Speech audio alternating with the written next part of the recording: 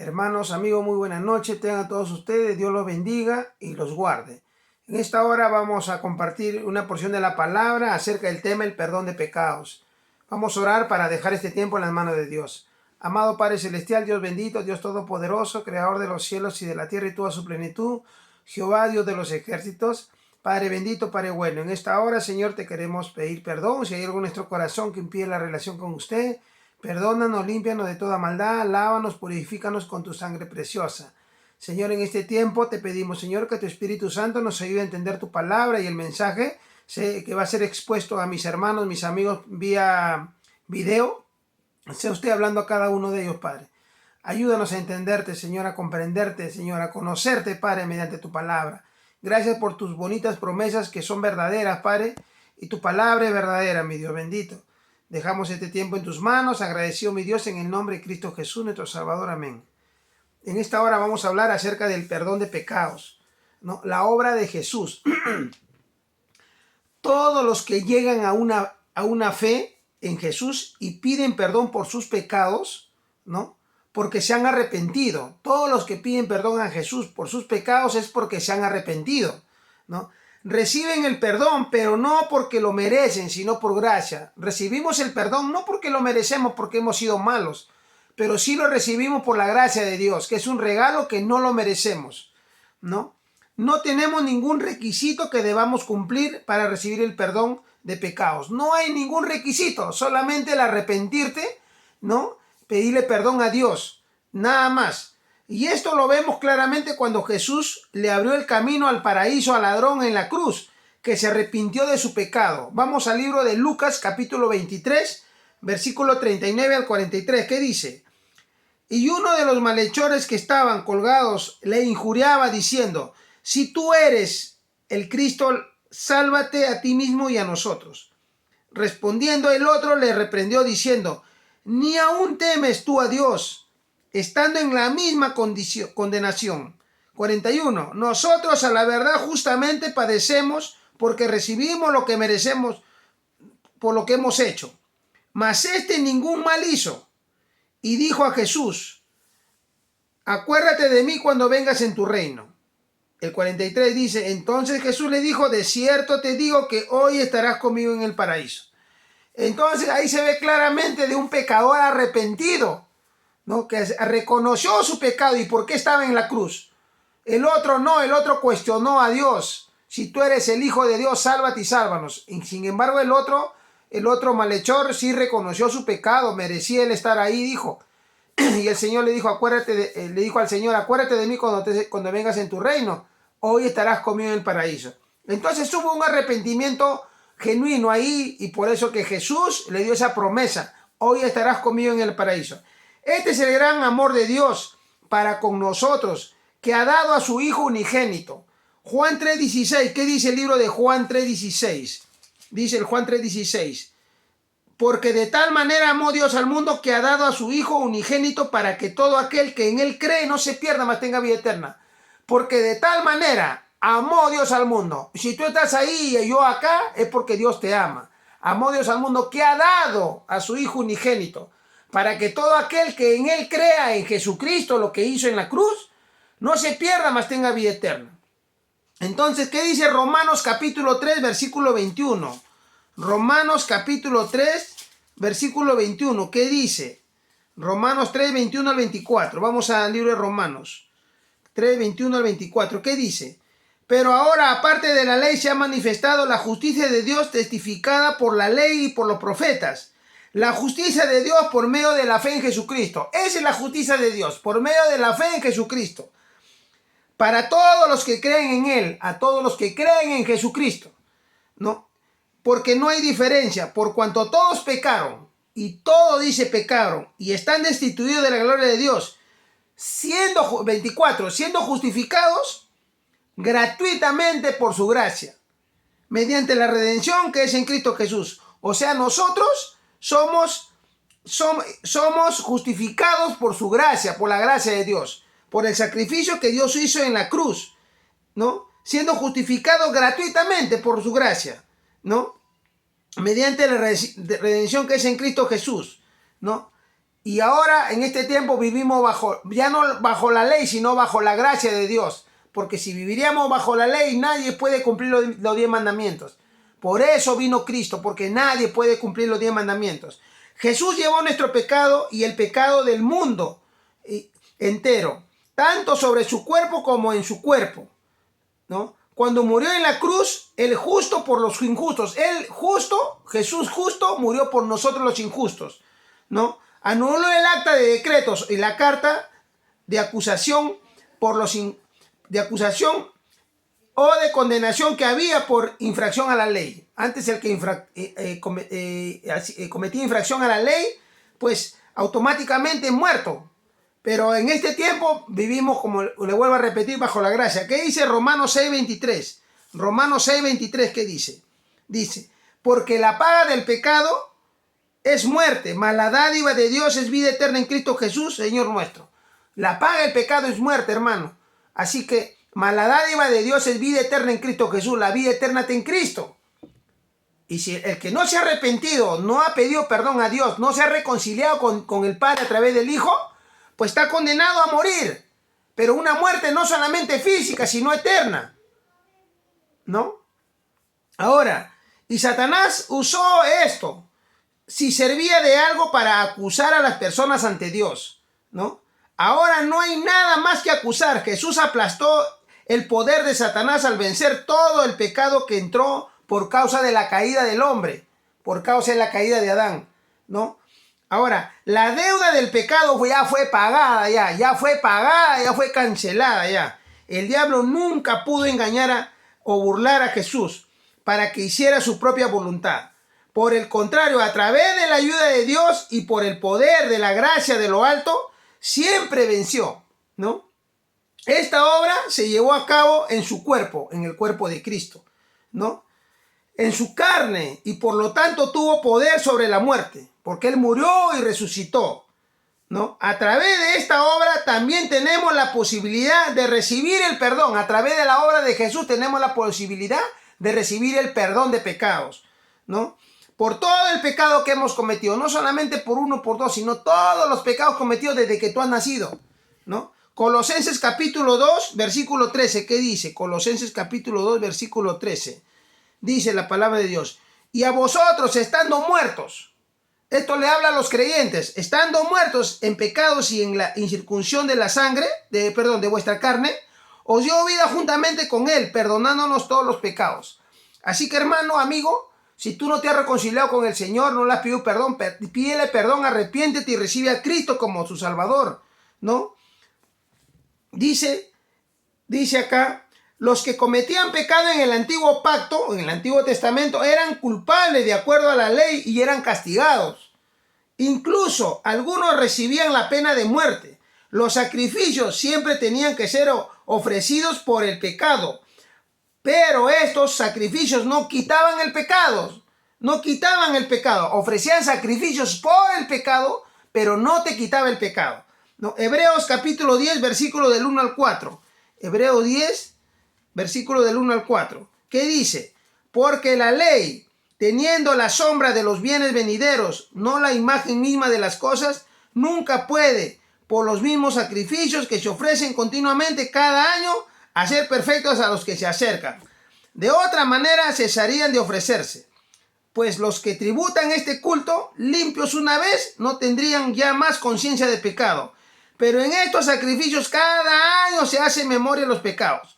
Porque la sangre de los toros y de los machos cabríos no puede quitar el pecado. No puede quitar no quitaba el pecado al pueblo de Israel en el Antiguo Testamento. No quitaba el pecado, ¿no? Ellos ofrecían un sacrificio por el pecado, pero no les quitaba el pecado. Para eso vino Cristo. Cristo es el Cordero de Dios que quita el pecado del mundo, que quita,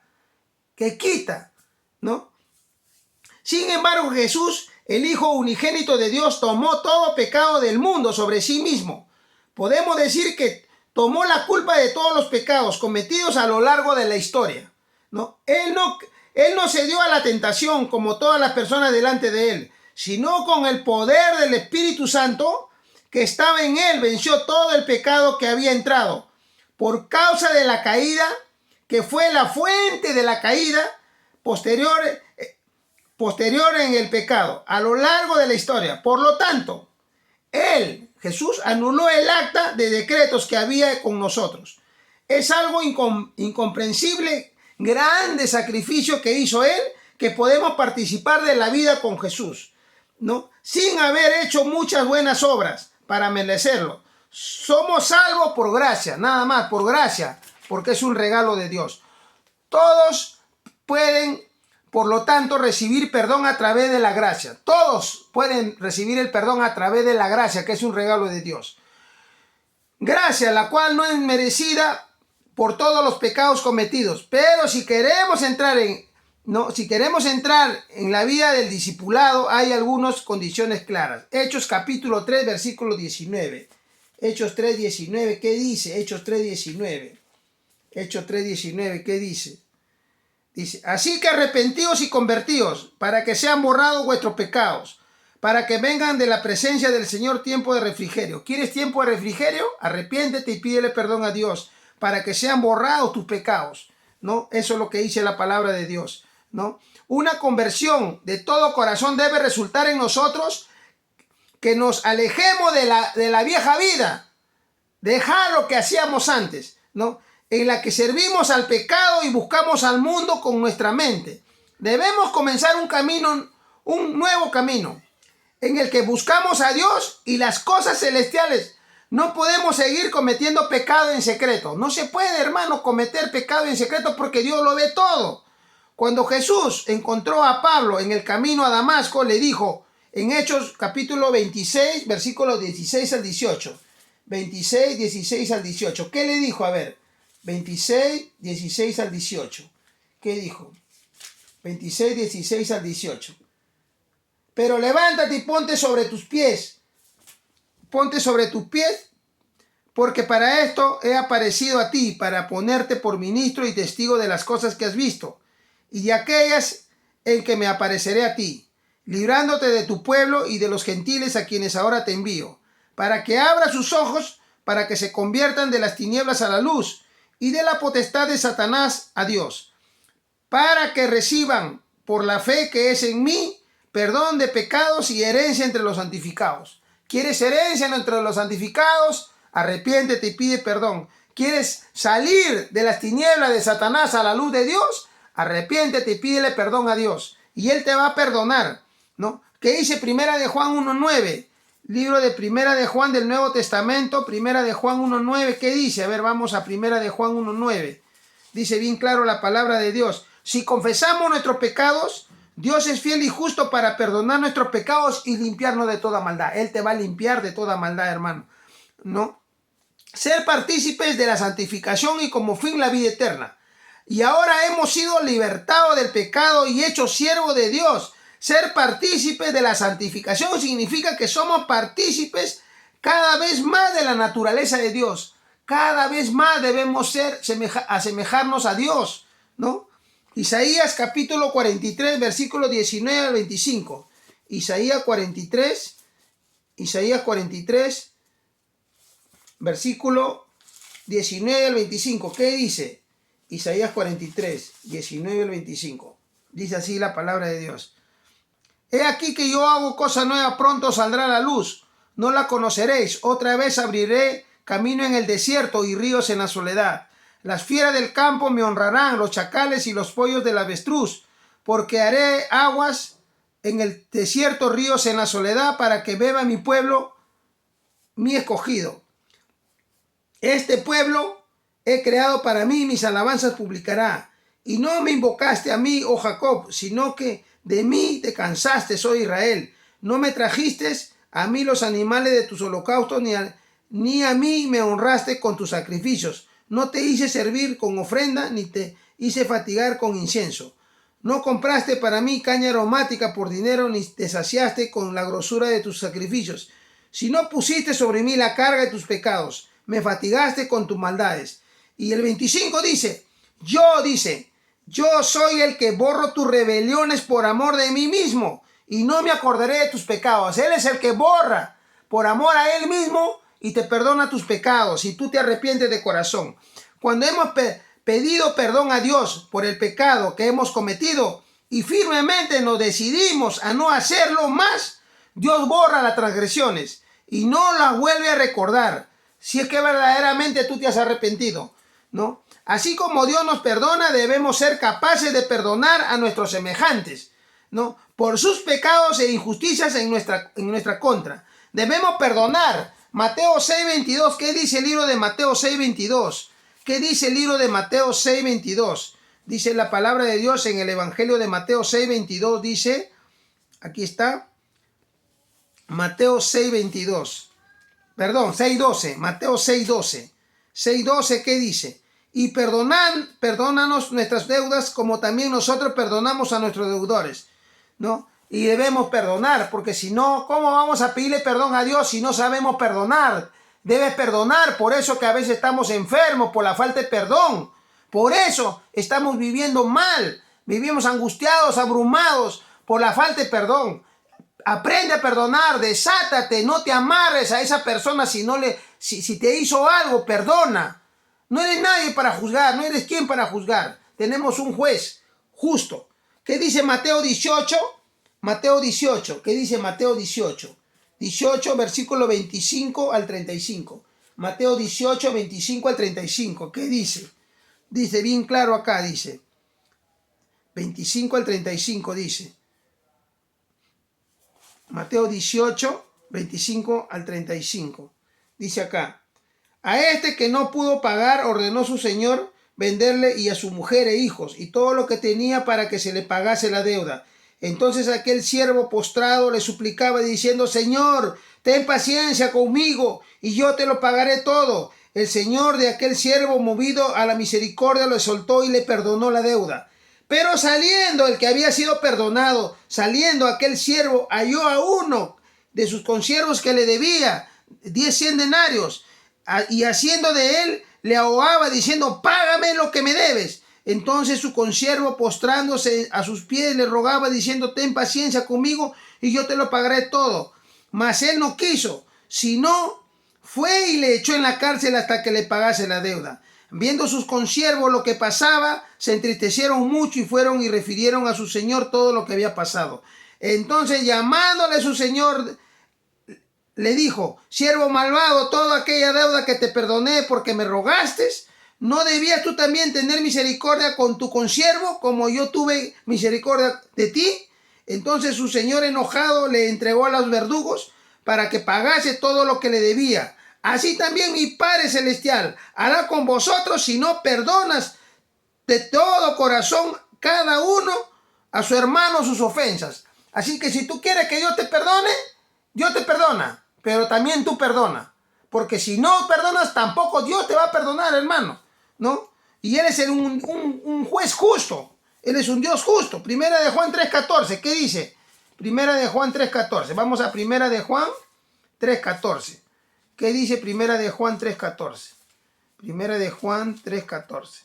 A ver, vamos a qué dice la palabra. Nosotros sabemos que hemos pasado de muerte a vida, en que amamos a los hermanos. El que no ama a su hermano permanece en muerte. Así que tú y yo estamos llamados a amar a nuestros hermanos, a nuestro prójimo. Así te hayan hecho lo que te hayan hecho, hermano, tienes que amar. ¿Acaso Jesús mereció morir en la muerte, en la cruz? No, pero Él por amor murió en la cruz. Le escupieron, le pegaron, lo flagelaron, lo crucificaron, lo clavaron. Murió, resucitó para darnos vida eterna. Y ahora, hermano, tú tienes que perdonar. Pide perdón a Dios. Si no puedes perdonar al que te hizo daño, perdónalo, hermano, suéltate, no estés atado a esa persona porque no vas a caminar bien, vas a tener muchos problemas de salud también. Hermano, Dios te bendiga, que tengas una bonita noche y gracias a Dios por este tiempo que ha permitido compartir su bendita palabra acerca del perdón de pecados. Dios le bendiga, que tengan muy bonitas noches en los brazos de nuestro Señor Jesucristo. Chao.